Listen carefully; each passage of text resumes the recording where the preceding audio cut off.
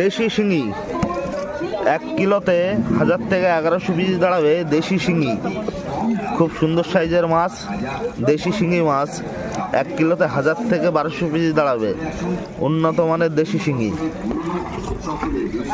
এই যে মাছ সব অক্সিজেন প্যাকেট হচ্ছে, প্রতিটা প্যাকেটে 500 পিস করে মাছ অক্সিজেন হচ্ছে।